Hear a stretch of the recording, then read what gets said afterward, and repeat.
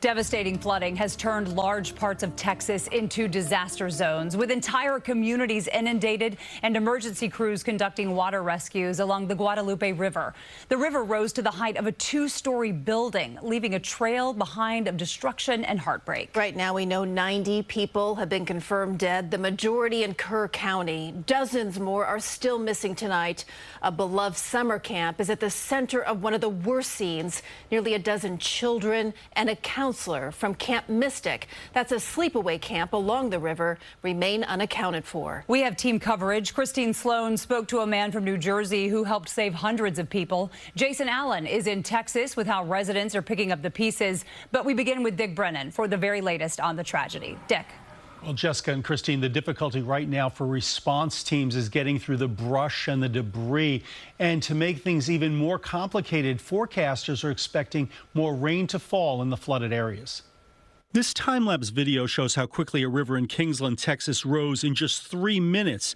The Guadalupe River rose more than 20 feet, crashing into homes and swallowing roads. These two brothers escaped their flooding cabin. We jumped up to another bed, like a top bunk, and like our bed starting tipping over, and like we got to the top really quick. The boys were rescued by the Coast Guard. It was scary. As floodwaters destroyed Scott Walden's house, he and his wife had no other choice but to go outside. I grabbed my wife and we literally jumped in the water, and it swept us down to about 200 feet down that way. And there's a crepe myrtle tree that we grabbed hold of, and we waited for rescue. More than 800 so-called high water rescues have happened since the flooding began. We ran back to the room and we started calling 911. Christina Wilson was in her home with her fiancé, their children, and mother-in-law near the Guadalupe River. She says water rushed in, her fiancé punching a window to get his family out, but while trying to save them, he cut open his arm. He looked at me and the kids and my mother-in-law, and he was like, "Sorry, I'm not going to make it. I love y'all." Julian Ryan died. His body recovered hours later. He was 27. Among the others killed, 8-year-old camper Linnie McCowan and 18-year-old Chloe Childress, a counselor from the Houston area who had just graduated high school. Search and rescue teams say they're finding bodies up in trees. We found 2 young girls up near the Hunt store, and then about 10 o'clock we found another little girl wrapped up in debris in a tree. It's gut-wrenching watching all of this happen. I mean, it happened so fast, and I wanted to come out sooner, but I also didn't want to be in the way. For residents here, it's been agonizing. Knowing there's so many children is what makes it like the hardest part, because our kids like literally right over there, you know, so it's like, that's crazy. President Trump is scheduled to travel to Texas on Friday. The White House says it will coordinate with local officials so as not to interfere with recovery efforts. Jessica and Christine. Thank you, Dick. A heartbreaking but necessary part of the process after devastating flooding is searching for the missing. And making that process even more difficult is the miles of debris and devastation. Jason Alllen joins us now live from Kerr County. Jason, we just saw Dick's report. There's obviously so much more work to do. Can you tell us what areas search and rescue crews are focusing on right now?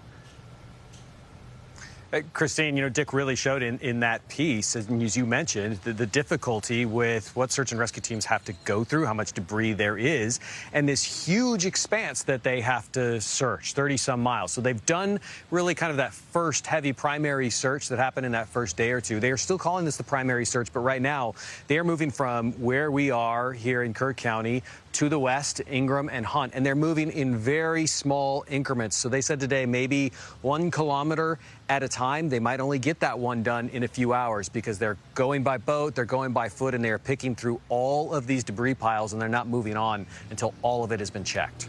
And Jason, we know that weather conditions can either help or really impede rescue efforts like these. How is the forecast there impacting the situation right now? We've had a few sprinkles here in Kerr County today. Thankfully, that's all it's been. But there has been some heavy rain up to the north, and the flash flood watches, or I'd say the flood watches and the flash flood possibilities have remained in effect here. It's something they're going to have to continue to watch here today, tomorrow. Remember, you could have rain that is miles and miles upstream that once it washes down creates a problem here. So they're keeping a very close eye on the weather. If it gets to the point where there's flash flood, they are saying they will pull crews out. They will wait and keep them on the sidelines until it's safe to send them back in again.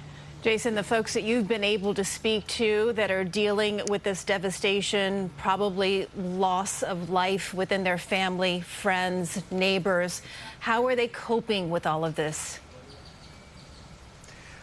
It's been really difficult for them, Christine. I think some of it is just the scope of all of this damage. A lot of these people never expected to see something like this. And this is in a place that has seen flash floods before. They know the danger of the river. They just didn't realize it could be dangerous like this. And then there is the further question of what do they do next? Because in most disasters, you have something to pick through. In this disaster, a lot of times there's nothing at all. All the debris is washed away, so they don't really know where to start. Jason Alllen, thanks for joining us live from Kerr County tonight with that perspective right from the ground. Jason, thank you. A New Jersey native who is currently with the U.S. Coast Guard in Texas is being hailed an American hero for rescuing more than 165 people from the floods. And many of them were those girls at Camp Mystic. That's that sleepover camp that we mentioned earlier. Christine Sloan covers New Jersey and spoke to his family. As the Guadalupe River surged in Texas on the 4th of July, U.S. Coast Guard rescue swimmer Scott Ruskin, who is from New Jersey, and his team flying through severe weather to get to Camp Mystic, where hundreds were trapped. We decided the best course of action would probably be to leave me there. On the ground, Ruskin, who was on his first mission out of Air Station Corpus Christi, finding himself setting up triage and comforting many girls at the camp. It was pretty traumatic. I mean, yeah, you have a lot of kids. They're having probably the worst day of their life. They're missing friends, they're missing loved ones, they don't know where they are. The 26-year-old who was sworn into the U.S. Coast Guard while at Rider University during the height of COVID, then rescuing 165 flood victims with the help of the Air National Guard. They were in need of airlift. There was no other way to get them out. Bridges were gone, roadways were gone, and the water was coming up too high for boat rescue. So the only option was airlift. Ruskin crediting his crew. His mother and aunt say the Warren County native went to college for accounting, but quickly realized saving lives was his calling. Very proud. I'm very, he's doing what he loves to do.